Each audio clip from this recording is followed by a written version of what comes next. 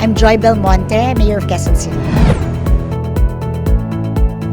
Today we're celebrating the International Day of the Girl, and we're having a Girls Summit today in cooperation with Plan International and other partners like the Department of Justice, like the Climate Change Commission, and many NGOs and embassies. And we all are standing with girls, and that is the theme of today's summit. We stand with girls, and this is because this sector, itong mga adolescents, maraming beses ay nakakaligtaan sila, no, kasi pag pinag-usapan natin ang kababaihan, minsan itong age group ay nakakaligtaan, pero kailangan natin unawain na sila talaga yung kailangan tutukan kasi sila yung lumalaki pa lang at maraming pinagdadaanan, at kailangan siguraduhin natin na sila ay magkaroon ng edukasyon, kailangan sila ay magkaroon ng sapat na healthcare services, lalo na kapag they're reaching puberty and their bodies are changing, and they need to have support not only for their physical changes, no,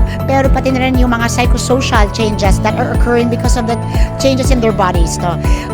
At kailangan din silang protektahan kasi maraming ngayong mga threats to their well-being like online sexual exploitation and abuse.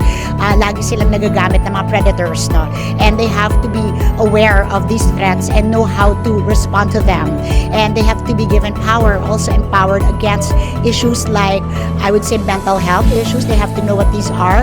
They have to know how to fight them, and they have to know how to seek help.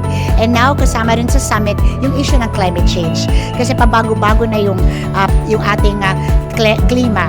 Lumalakas ang ulan, nagkakaroon ng baha. And a lot of the people that we evacuate para sa kaligtasan nila are actually young girls.